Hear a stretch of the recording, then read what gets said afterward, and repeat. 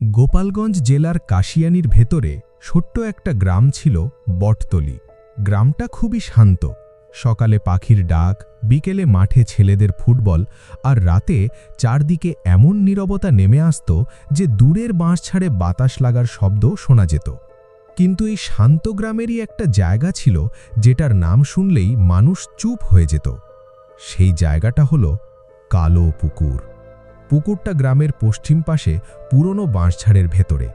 চারপাশে বিশাল বটগাছ, ঝুলে থাকা শেকড় আর ঘন অন্ধকার। দিনের বেলাতেও জায়গাটা কেমন যেন গুমোট লাগত। পুকুরের পানিটা অস্বাভাবিক কালো ছিল। কেউ বলতো নিচে অনেক গভীর গর্ত আছে, কেউ বলতো ওখানে অশরীরী কিছু থাকে। গ্রামের মানুষ একটা নিয়ম মেনে চলত। মাগরিবের পরে কেউ ওই পুকুরের দিকে যাবে না, কারণ গ্রামের বিশ্বাস রাত হলেই পুকুরের কাছে একটা মহিলা আসে। সে পরিচিত মানুষের গলায় ডাকে, আর কেউ যদি সেই ডাকে সাড়া দেয়, সে আর আগের মতো ফিরে আসে না। 2025 সালের জুন মাস। ঢাকা বিশ্ববিদ্যালয়ে পড়া 23 বছরের ছেলে নাইম ছুটিতে তার গ্রামের বাড়ি বটতলীতে এলো। ছোটবেলায় সে এখানে থাকলেও অনেক বছর পরে এবার এসছে। নাইম শহুরে ছেলে, বিজ্ঞান নিয়ে পড়ে। ভূত প্রেত এসব সে একদমই বিশ্বাস করত না। সেদিন রাতে খাওয়া শেষে উঠানে বসে সবাই গল্প করছিল। আকাশে আধা চাঁদ, চারদিকে হালকা বাতাস। নাইমের দাদা হুক্কা টানছিলেন।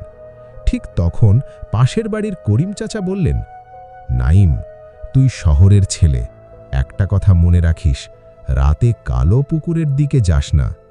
নাইম হেসে বলল, চাচা, এখনও এসব বিশ্বাস করেন? করিম চাচার মুখ গম্ভীর হয়ে গেল। সব কিছু হাসির না বাবা। নাইম মজা করে বলল, আচ্ছা বলেন তো, ওই পুকুরে আসলে কি আছে? উঠানে হঠাৎ নীরবতা নেমে এলো। দাদি নিচু গলায় বললেন, ওখানে যারা গেছে তারা কেউ ঠিকঠাক ফিরে আসে নাই। নাইম এবার একটু আগ্রহ পেল। মানে? করিম চাচা ধীরে ধীরে বলতে শুরু করলেন, 17 বছর আগে বর্ষার এক রাতে রহিম মাঝির বউ সেলিনা আর তার 5 বছরের মেয়ে হঠাৎ নিখোঁজ হয়। সারা রাত খোঁজাখুঁজি করে পরদিন সকালে তাদের লাশ ওই পুকুরে পাওয়া যায়। কিন্তু অদ্ভুত ব্যাপার হলো, তাদের শরীরে পানিতে ডুবে মারা যাওয়ার কোনো চিহ্ন ছিল না। আর সেলিনার মুখে এমন ভয়ের ছাপ ছিল যেন মৃত্যুর আগে সে ভয়ঙ্কর কিছু দেখেছিল। দাদি ফিসফিস করে বললেন, তারপর থেকেই রাত হলে ওই পুকুরে কান্নার শব্দ শোনা যায়। নাইম হেসে উঠল, এই সব গায়ের গল্প। কিন্তু সে খেয়াল করল কেউ হাসছে না, সবাই সত্যি ভয় পাচ্ছে। রাত 12:30, সবাই ঘুমিয়ে পড়েছে, কিন্তু নাইমের মাথায় ঘুরছে কালো পুকুরের কথা। সে ঠিক করল আজই যাবে, সব রহস্য বের করবে। মোবাইল, টর্চ আর ক্যামেরা নিয়ে সে চুপচাপ বাড়ি থেকে বেরোলো। গ্রামের কাঁচা রাস্তা দিয়ে হাঁটতে হাঁটতে সে বুঝতে পারল রাতের গ্রাম দিনের গ্রামের মতো না। চারদিকে অস্বাভাবিক নীরবতা, দূরে কোথাও শিয়ালের ডাক। হঠাৎ হাওয়া ঠান্ডা হয়ে গেল। নাইম নিজের হাত ঘষল। জুন মাসের গরম রাত, অথচ শরীরে কাঁপুনি দিচ্ছে। কিছু দূর এগিয়ে বাঁশঝাড়ের সামনে এসেতেই সে থেমে গেল। সামনেই কালো পুকুর। চাঁদের আলোয় জায়গাটা আরও ভয়ঙ্কর লাগছে। পানিটা একদম স্থির, মনে হচ্ছে বিশাল একটা কালো আয়না। চারপাশে ঝুলে থাকা বটগাছের শেকড় বাতাসে দুলছে। নাইম মোবাইল ক্যামেরা অন করল। হালকা হেসে বলল, এই হলো বিখ্যাত কালো পুকুর, দেখি আজ ভূত আসে কিনা। ঠিক তখনই ঝাপ, পুকুরের মাঝখানে কিছু একটা ডুব দিল। নাইম চমকে উঠল। সে টর্চ মেরে তাকালো। পানি আবার শান্ত। হঠাৎ পেছন থেকে একটা কণ্ঠ ভেসে এলো, এত রাতে এখানে কি করো? নাইম ঘুরে দাঁড়ালো। একটা বুড়ো লোক দাঁড়িয়ে আছে, সাদা ময়লা লুঙ্গি, খালি গা, চোখ দুটো অদ্ভুত ফ্যাকাশে। নাইম বলল, এমনি দেখতে আসছি। লোকটা ধীরে ধীরে পুকুরের দিকে তাকালো, তারপর নিচু গলায় বলল, আজ কেউ জেগে আছে। নাইম ক্রুজকে বলল, কে? লোকটা কোনো উত্তর দিল না। ধীরে ধীরে পিছিয়ে বাঁশঝাড়ের অন্ধকারে ঢুকে গেল। আর তারপর উধাও, পুরোপুরি উধাও।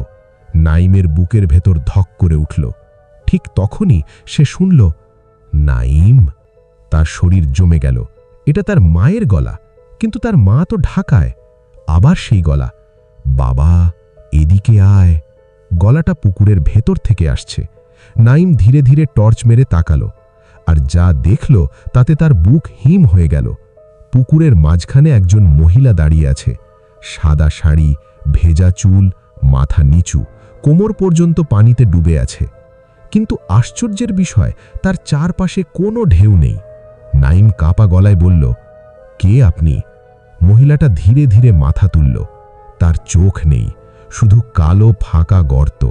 মুখটা কান পর্যন্ত ছেঁড়া, ঠোঁটের পাশে শুকনো রক্ত। তারপর সে হাসল, খেক খেক খেক।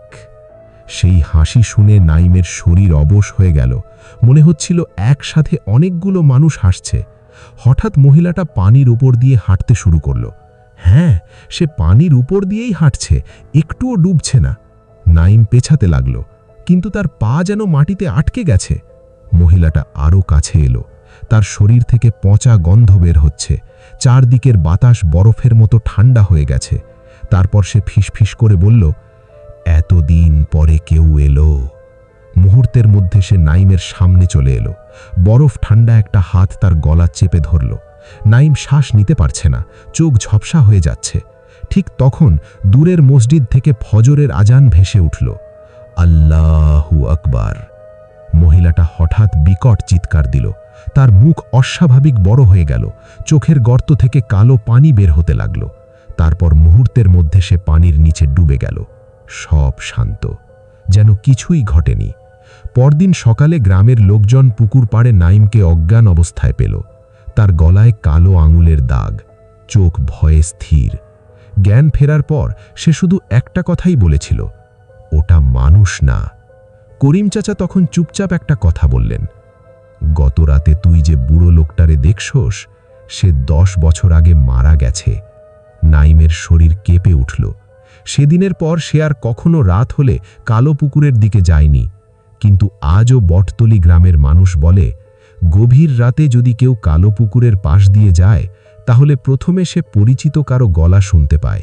তারপর কালো পানির ভেতর থেকে একটা মহিলা ধীরে ধীরে মাথা তোলে আর ফিসফিস করে বলে, এদিকে আয়।